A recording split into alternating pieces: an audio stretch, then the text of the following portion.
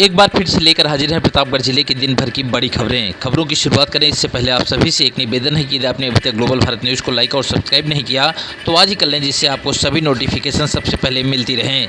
चलिए देर न करते हुए रुक करते हैं आज की पहली बड़ी खबर। शुरुआत कुंडा इलाके खबर से करते हैं, जहाँ सुप्रीम कोर्ट के आदेश पर कुंडा पहुंची सीबीआई सीओ हत्याकांड की करेगी जाँच।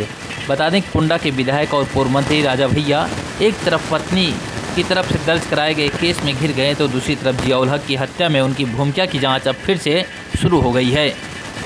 जिले के हथगवां के बलीपुर में 2 मार्च 2013 को तत्कालीन सीओ कुंडा जियाउल हक की हत्या हुई थी। 10 साल 6 माह बाद फिर सीबीआई बुधवार को घटनास्थल पर पहुंची और आला अधिकारियों से मिलने के बाद सीबीआई थाने पहुंची, फिर गांव जाकर घटनास्थल देखा और लोगों से जानकारी ली। इससे पहले सीबीआई ने राजा भैया की भूमिका नहीं मानते हुए फाइनल रिपोर्ट लगा दी थी, जिसे अदालत ने नहीं माना और हाई कोर्ट ने अदालत के फैसले को रोक दिया। सीओ की पत्नी सुप्रीम कोर्ट पहुंच गई तो हाई कोर्ट के आदेश पर रोक लग गई। इसके बाद सीबीआई को फिर से राजा भैया की भूमिका की जांच शुरू करने का आदेश दिया गया। गौरतलब है कि बलीपुर चौराहे पर ग्राम प्रधान नन्हे यादव के बाद उनके भाई सुरेश यादव की भी हत्या कर दी गई थी और इसके बाद देर रात मौके पर पहुंचे तत्कालीन सीओ जियाउल हक को भी मार डाला गया था।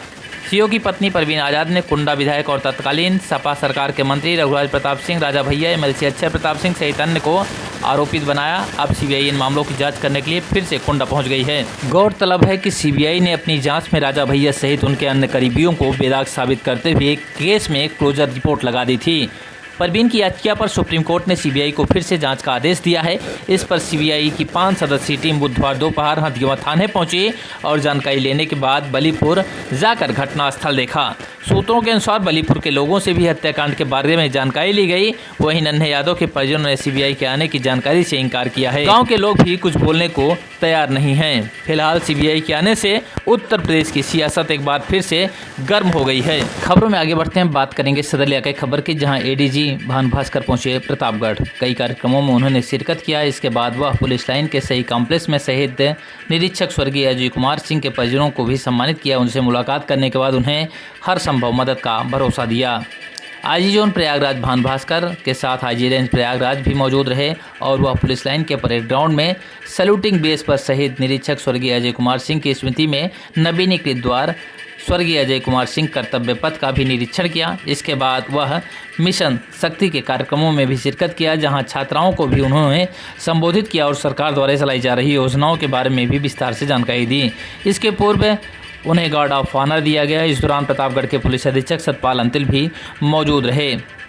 एडीजी के अलावा आईजी के इस दौरे से प्रतापगढ़ पुलिसकर्मियों में हड़कंप मचा रहा और प्रतापगढ़ के जगह जगह पुलिसकर्मी भी तैनात रहे। इस दौरान वह संस्कार ग्लोबल स्कूल पहुंचे, जहां उन्होंने महिला शक्ति और मिशन शक्ति के बारे में भी छात्राओं को संबोधित किया। इसके अलावा प्रतापगढ़ पुलिस लाइन के तमाम स्थलों का भी एडीजी द्वारा निरीक्षण किया गया। वह सीसीटीएनएस समेत अन्य स्थलों पर पहुंचे, जहां उन्होंने निरीक्षण करते हुए आवश्यक दिशा निर्देश भी दिया है। खबरों में आगे बढ़ते हैं, बात करेंगे सदर इलाके खबर की, जहां भाजपा जिला कार्यालय पर वोटर चेतना महाअभियान की जिला कार्यशाला संपन्न हुई, जिसमें बतौर मुख्य अतिथि पहुंचे काशी क्षेत्र के अध्यक्ष दिलीप पटेल ने श्यामा प्रसाद मुखर्जी और दीनदयाल उपाध्याय के चित्र पर माल्यार्पण कर दीप प्रज्वलित कर कार्यक्रम का शुभारंभ किया। इस दौरान उन्होंने कार्यक्रम को संबोधित करते हुए कहा कि क्षेत्रीय इलाके में जो भी 18 वर्ष की आयु को पूर्ण कर चुके हैं वह युवा विवाह होने के बाद परिवर्तित निवास स्थान, बूथ से अन्यत्र निवास करने वाले तथा बूथ पर नए नए मतदाताओं का नाम मतदाता सूची में जोड़ने या नाम काटने का कार्य और दिवंगत मतदाताओं के नाम मतदाता सूची से कटवाने का कार्य वोटर चेतना महाअभियान के माध्यम से करना है, ताकि मतदाता पुनरीक्षण का कार्य सफल हो और प्रत्येक पात्र व्यक्ति मतदाता बन सके। उन्होंने कहा कि महाअभियान में पार्टी के प्रत्येक पदाधिकारी, कार्यकर्ता तथा प्रत्येक जनप्रतिनिधि की सहभागिता सुनिश्चित होनी चाहिए। क्षेत्रीय अध्यक्ष ने कार्यकर्ताओं को सतत संपर्क और सतत संवाद की भाजपा परंपरा के साथ फिर से एक बार घर घर दस्तक देने की अपील किया है।